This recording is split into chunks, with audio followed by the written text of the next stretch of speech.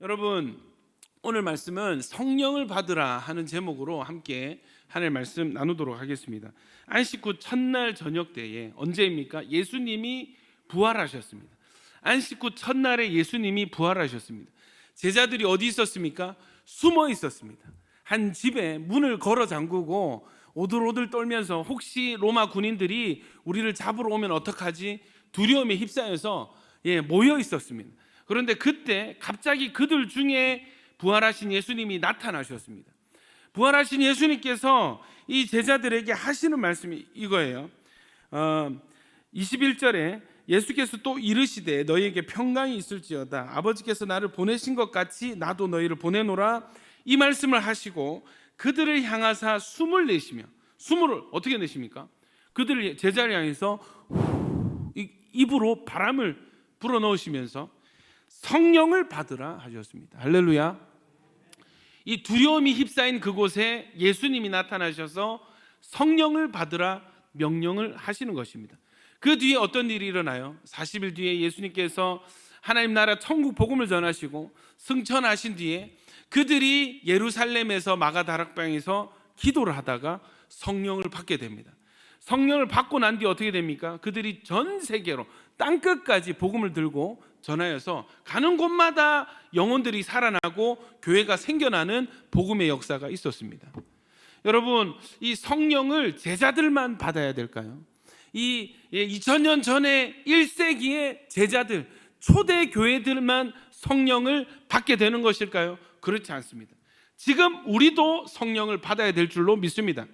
대한민국에 필요한 것이 무엇인가? 한국교회에 필요한 것이 무엇인가? 저는 다른 어떤 것이 아니라 바로 성령 하나님이 필요한 줄로 믿습니다. 여러분, 나라의 대통령이 바뀌면 나라의 정책이 바뀝니다. 의원이 바뀌면 나라의 법이 바뀝니다. 그래서 여러분, 예수 잘 믿는 사람은 선거를 잘해야 됩니다. 저 사람이 대통령이 됐을 때, 저 사람이 국회의원이 되었을 때, 저 사람이 하나님을 반대하는 법을 세울 것인가? 아니면 우리 신앙생활에 보탬이 되게 할 것인가? 대한민국을 말씀대로 지켜나갈 사람인가? 아니면 대한민국을 무너뜨릴 사람인가? 이것을 정책을 보고 그 인물 됨됨이를 보고 선거를 잘해야 되는 줄로 믿습니다. 여러분, 한 배를 침몰시키기 위해서는 많은 사람이 필요하지 않습니다. 조타수 한 명이 핸들 꺾어버리면 배가 쓰러지는 것입니다.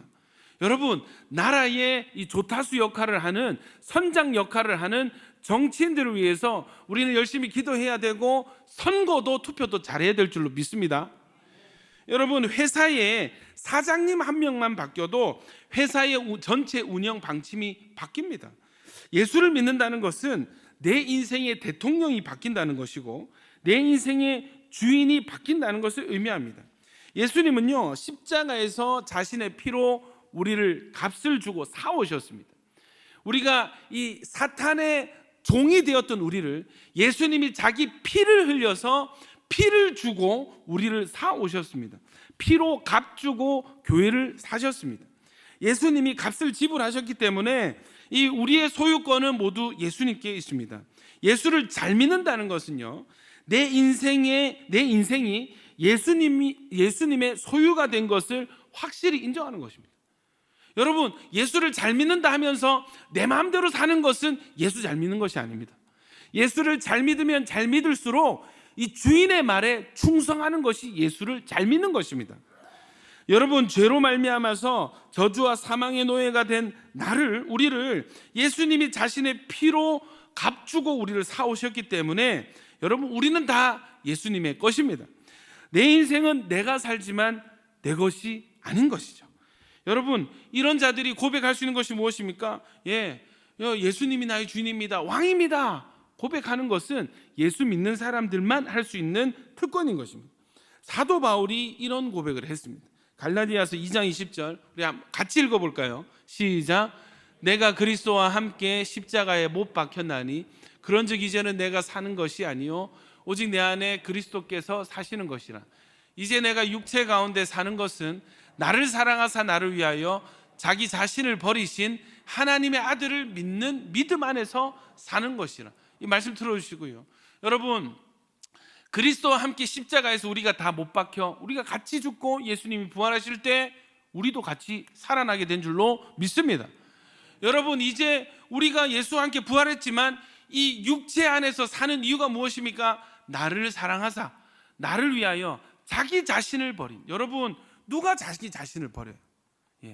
누가 남을 위해서 자기 자신을 버립니까? 여러분, 쉽지 않습니다. 그러나 예수님이 우리를 살리기 위해서 자기 자신을 버리셨습니다. 그러므로 우리는 이제 우리가 육체 가운데 사는 이유는 나를 위하여 사는 것이 아니라 나를 위하여 자기 자신을 버리신 하나님의 아들을 위해서 사는 인생이 되게 되는 것입니다. 여러분, 나는 예수님 믿습니다, 나는 예수님 것입니다 하면서 내 마음대로 사는 것은, 여러분, 이것은 이치에 맞지 않습니다. 이것은 말씀에 맞지 않는 것입니다. 나는 예수님 믿습니다, 나는 예수님 사랑합니다 하면은 여러분, 예수님의 뜻대로, 주인의 뜻대로 살아가야 되는 것입니다. 여러분, 내 인생의 주인이 바뀌었기 때문에 내 인생의 방향은 이미 바뀌었고, 내 인생의 법도 바뀌었고, 내 인생의 기준도 바뀌게 되는 것입니다. 여러분, 그래서 수많은 사람들이 예수를 믿으면 인생이 바뀌어지게 되는 것입니다. 할렐루야. 왜 그렇습니까? 주인이 바뀌었습니다. 대통령이 바뀌었습니다. 국회의원이 바뀌고 법이 바뀐 것입니다. 여러분, 그것이 예수님을 믿는 것입니다. 그런데요, 이 자기 생각, 이 현대 교회의 문제가 무엇입니까? 오늘날 우리의 문제가 무엇입니까? 교회 다니는 사람 많아요. 예수 믿는 사람 많아요. 그러나 예수님을 주인으로 모시고 사는 사람들이 적다는 것입니다. 여러분, 지금 왜 우리가 토요일에 나가야 됩니까? 결국 무슨 문제입니까? 신학의 문제인데요, 이 하나님의 말씀에 우리의 생각을 맞춰야 되는데 자기 생각에 이 말씀을 끼워 맞춰서 이용하는 거예요. 여러분, 퀴어 신학이라고 들어보셨습니까? 퀴어 신학. 퀴어는 이상하다라는 뜻이죠. 본인들도 인정한, 동성애자들이 본인들을 퀴어라고 얘기해요. 퀴어 신학이 뭐냐면 예수님도 성경도 동성애를 인정한다. 그래서 이거 마음대로 성경을 끼워 갖다 맞추는 거예요. 여러분, 예수님 그 성경에 나오는 형제끼리의 우애를 형제가 동거함이 어찌 그리 기쁜지요. 여러분, 이거를 동성애로 해석을 하는 겁니다. 기가 잘 일이죠, 여러분. 여러분, 말씀에 내 생각을 굴복시키는 것이 아니라 내 주장에 성경을 갖다 쓰는 것입니다. 민중신학이라고 들어보셨습니까? 한국에 7, 80년대에 여러분, 노동자들의 인권을 대변하기 위해서 거기에 신학을 갖다 붙여서 예수님은 혁명가다, 예수님은 약자들을 위하는 분이다, 그래서 저 부자들은 예수님이 싫어하신다, 이런 식으로 신학을 갖다 쓰는 것입니다. 여러분, 이렇게 되니까 어떻게 돼요? 교회 안에 동성애를 옹호하는 목사와 신학자들이 많이 나오게 되는 것입니다. 여러분, 우리나라에서 제일 큰 교단 통합교단인데, 이 통합교단의 신대원이 장로의 신대입니다. 여기에서 이 전도사들이, 신학 교육을 받는 전도사들이 이 학교에서 드리는 채플 예배 시간에 뭐를 했냐면 옷을 무지개 색 옷으로 입고 온 거예요. 이 무지개 색이 무엇을 뜻합니까? 동성애자들이 본인들을 가리킬 때 쓰는 색이 무지개 색입니다. 그걸 입고 예배를 드리는 거예요. 예배가 마친 뒤에 강대상에서 이 무지개 깃발을 펼쳐가지고 기념 사진을 찍는 것입니다. 이 신학을 조롱하듯이, 교회를 조롱하듯이 우리는 동성애자들 편이다, 예배 시간에 그걸 노골적으로 드러내는 것입니다. 그래서 그 신학계에 굉장히 큰 문제가 됐었습니다. 여러분, 이런 상황입니다. 여러분, 우리 온천교회는 예수님만 주인으로 삼고 말씀에 순종하는 교회가 될 줄로 믿습니다. 이 성경과 전혀 다른 판단을 하는 교회와 신학자, 목사들이 이미 많이 나왔습니다. 여러분, 이번 주 토요일 2시에 차별금지법과 개정교과서 반대를 위한 시민대회 부산시청 앞에 있습니다. 여러분, 꼭 나오셔서 함께 외쳐주시고 함께 기도해 주시면 감사하겠습니다. 여러분, 참 재밌는 일이죠. 교회를 다니는 사람이 이렇게 많은데 서울에 30% 40%가 교회 다닌다고 하는데 이게 어찌된 일입니까? 이것이 도대체 어찌된 일입니까? 저는 서울에 사는, 아니요, 국회에서 예수 믿는다 하는 국회의원들만 성경대로 제대로 외친다면 이 나라 부흥하게 될 줄로 믿습니다. 이게 엉망이 된 것입니다. 엉망이 된 것입니다. 서울의 영성을 저는 믿지 못하겠습니다. 여의도 순복음교회가 여러분 교회 등록된 그 교인들 수가 60만 명입니다. 다 이때 어디 갔습니까? 지금 뭐 하는 것입니까? 무엇을 위해서 철회하고 기도하는지 저는 모르겠습니다. 여러분 서울의 교회들만 깨어나도 대한민국은 안전하게 될 줄로 믿습니다. 여러분이 예수 믿는 사람이 이렇게 많고 성경을 하늘 말씀으로 인정하는 사람 많은데도 불구하고 나라가 지금 말세의 상황으로 치닫고 있는 것은 뭔가가 잘못되었기 때문입니다. 여러분 무엇입니까? 저는 이 시대에 정말 필요한 영성이 있다고 생각이 됩니다. 여러분 단순히 교회만 나오고 예배만 드리는 것으로는 충분하지 않습니다. 여러분 무엇이 필요합니까? 바로 성령 충만이 필요한 줄로 믿습니다. 여러분 성령 충만이 무엇이라 생각하십니까? 성령 충만 받으면 없던 은사가 생기고 기도하면 병이 낫고 기도하면 기적이 일어나고 여러분 그런 것만 성령 충만일까요? 아니요. 그거보다 물론 그런 일들이 일어납니다. 그런 일들이 또 일어나야 합니다. 중요합니다. 그래야 복음이 확실하게 증거될 수 있습니다. 할렐루야. 여러분 그러나 더 본질적으로 성령 충만은 주인이 바뀌는 것입니다. 내가 주인 되어서 내가 왕이 되어서 내 생각이 최고로 살던 사람들이 성령을 받게 되면은 이 예수님이 내 인생의 주인이 되게 되시는 것, 이것이 성령 충만인 줄 믿습니다. 그래서 여러분 성령 충만은 곧 예수 충만, 말씀 충만인 줄 믿습니다. 여러분 정말 성령 충만이 필요합니다. 여러분 이 제자들이요 예수님만 믿고 성령 충만 받기 전에는 다 자기 생각대로 살았습니다. 베드로 어떻게 했습니까? 한 마리의 물고기도 잡지 못했을 때 예수님 지시에 순종해서 그대로 했더니 대낮에 배에 차고 넘치는 고기를 잡았습니다. 예수님 따라다니면서 엄청난 체험들을 했어요. 이 베드로와 함께 있던 야고보와 요한도 같은 기적을 체험했습니다. 제자들은요 주님과 함께 따라다니면서 이 가나 혼인잔치에서 물이 포도주로 바뀌는 사건을 옆에서 보고 또 그 포도주도 맛을 보았을 것 아닙니까? 기적을 경험한 것입니다. 여러분 오병이어 때 여자와 아이들 빼고 남자만 5,000명이 보리떡 5개 물고기 2마리로 배불리 먹고 12강주리가 남는 것을 본인들이 직접 나눠주고 직접 거뒀을 거 아니겠습니까? 여러분 엄청난 기적을 체험했습니다. 또요 나인성 과부의 죽은 아들이 살아나고 죽은 나사로가 무덤에서 일어나는 것을 제자들이 보았습니다. 문둥병자가 낫고 소경이 걷고 벙어리가 말하고 각종 질병이 치유되는 것을 경험했습니다. 또 본인들도 이 각 성에 가서 복음을 전할 때 귀신이 떠나가는 역사를 본인들도 체험을 했어요. 그런데 어떻게 됐습니까? 그들이 예수님이 십자가에 달릴 때 다 도망가 버렸습니다. 베드로는요 3번 예수님을 부인하고 부인만 한 것이 아니라 예수님의 얼굴을 보면서 예수님을 저주합니다. 여러분 이때 상황이 그러면 제자들이 예수님을 믿지 않는 상황이었는가? 아니요. 요한복음 15장 3절에 예수님이 직접 인정해 주셨습니다. 너희는 내가 일러준 말로 이미 깨끗하여졌으니. 또 제자들이 뭐라고 고백했습니까? 주는 그리스도시요 살아계신 하나님의 아들입니다. 고백을 했는데도 불구하고 이상한 선택들을 하고 실수를 하게 되고 한계를 경험하게 되는 것입니다.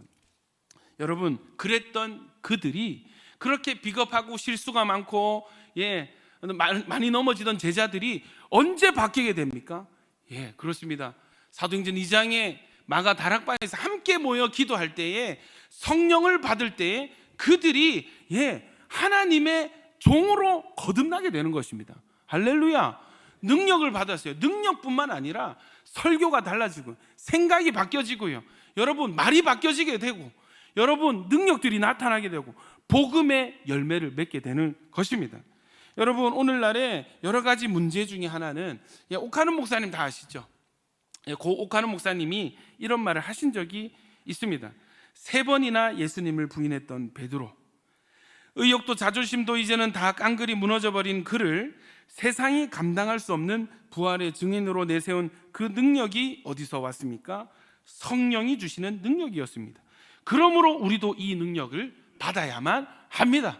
할렐루야. 우리 한국교회를 대표하셨던 길자연 목사님 자신의 자서전에서 이런 고백을 하셨어요.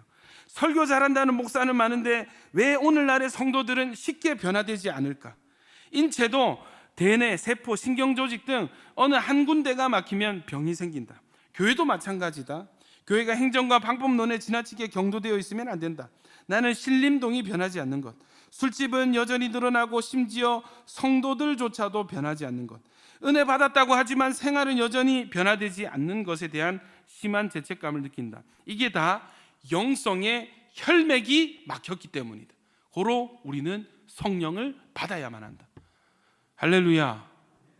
여러분, 실패를 경험하고 인생의 한계를 경험한 제자들이 결정적으로 변화된 것은 성령으로 충만해졌을 때입니다. 여러분, 한국교회도 이와 비슷한 일이 있었습니다.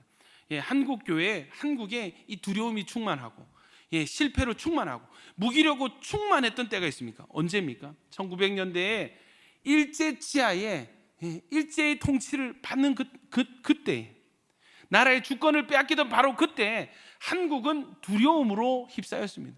한국은 무기력으로 충만했습니다. 무속신앙들이 늘어났습니다. 아편 중독자들이 늘어났어요. 가정이 깨어졌습니다. 여러분, 그때에 무슨 일이 있었습니까?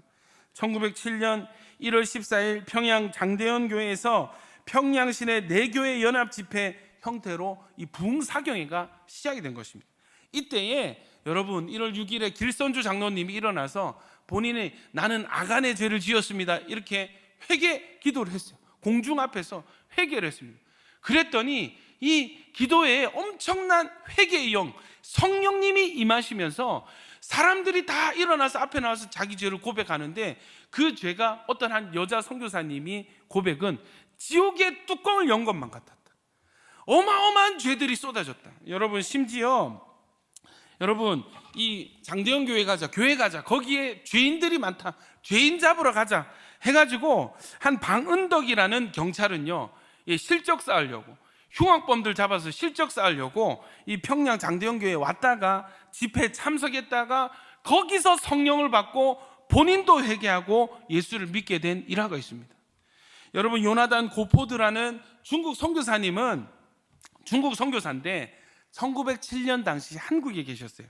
한국 교회를 돌아보고 중국에 돌아가서 책을 쓰셨는데, 이 1903년부터 7년까지 한국 교회 성령 충만이 임해서 책 제목이 이겁니다. 성령의 불이 한국 전역을 휩쓸었을 때. 성령의 불이 한국 전역을 휩쓸었을 때, 이게 여러분 책 제목이었습니다. 이 책에 뭐라고 합니까? 모든 사람이 한 가지로 느낀 것은 정결케 하시는 성령님이 우리들 중에서 불같이 역사하셨다는 것이었습니다. 여러분, 한국 전역에 성령이 충만하게 임재했던 때가 있었습니다. 여러분, 이 시대에 주님 오시는 이때에 다시 한번 성령의 불이 한국 전역에 임해야 될 줄로 믿습니다. 여러분, 요엘서 2장 28절에 그 후에 내가, 우리 같이 한번 읽어보겠습니다. 시작.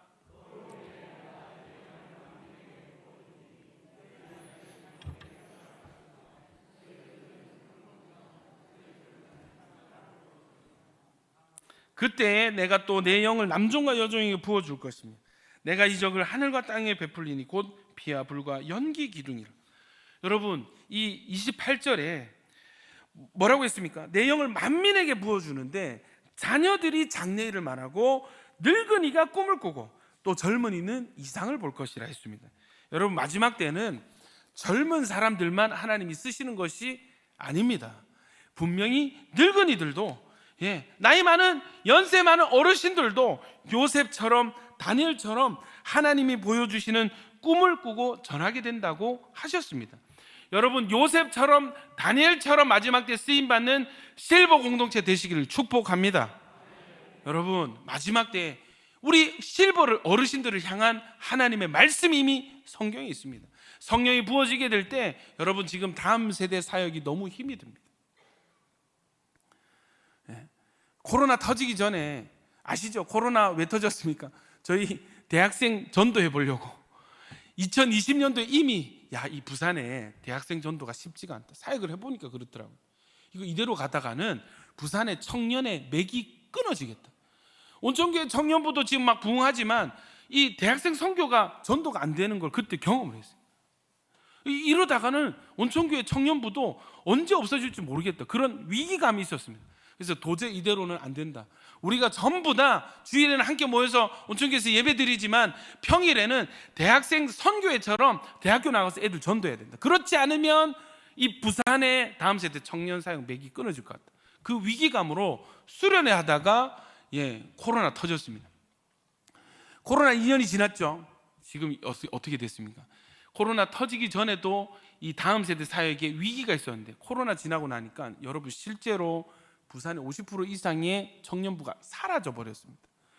제가 어떤 사역자 모임에 가서 다른 교회 사역자예요. 저한테 물어보는 겁니다. 온천교회 청년부 한 몇 명 옵니까? 한 110명, 120명 예배 출석하고 있습니다. 저는 저희가 한 160명, 159명까지 찍었었거든요. 주일 출석에 전도 행사 말고 159명까지 나왔습니다. 그래서 한 30명 떨어먹은 거예요. 그래서 부끄러워서 지금 그렇게 됐습니다 이렇게 했는데 그 사역자 우와 이렇게 놀라는 것입니다. 왜 그렇습니까? 지금 부산에 100명이 넘는 청년부를 가진 교회가 한 5개 정도밖에 되지 않습니다. 이제 그 얘기를 먹고 제가 충격을 먹었습니다. 코로나 지나면서 청년들이 다 사라졌습니다. 이렇게 얘기를 하는 거예요. 여러분 지금 오늘도요, 저희는 오늘 저녁에 부산대 앞에서 카페를 빌려가지고 거기서 예배하고 대학생들 전도할 건데요, 2주에 한 번씩 합니다. 하나님 너무 기뻐하시는 거예요. 할렐루야.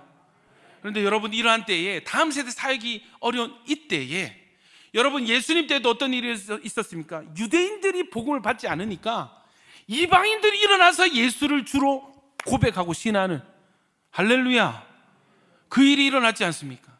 여러분 지금도 마찬가지인 것 같아요. 제가 보니까 다음 세대, 온천교회 다음 세대 사역은 갈수록 힘이 드는데 오히려 실버가 부흥하고, 할렐루야, 여러분 실버에 하나님이 성령을 부어주실 줄로 믿습니다. 다음 세대가 힘들 때 하나님께서 여러분들을 들어 사용하실 줄 믿습니다. 그래서 여러분 성령 충만 받으셔서 다음 세대에 위해서 기도해 주시고, 다음 세대가 자극받아서 함께 우리도 어르신들처럼 함께 기도하고 예배하자, 모이자, 예배하자, 이렇게 일어나는 부흥의 역사가 이 부산 땅에 여러분들을 통해서 회복되게 될 줄로 믿습니다. 예수님의 이름으로 온천교회 실버를 축복합니다. 우리 이 시간 우리 한번 기도하실 때 여러분 우리 실버 공동체 부흥하시죠? 너무 좋은 일입니다. 너무 감사한 일입니다. 그러나 더 부흥해야 될 줄로 믿습니다. 차고 넘치도록 부흥해서 여기에 성령이 충만해지면, 기도해서 성령을 충만하게 받게 되면은 여러분이 부산 땅 변화되게 될 줄로 믿습니다.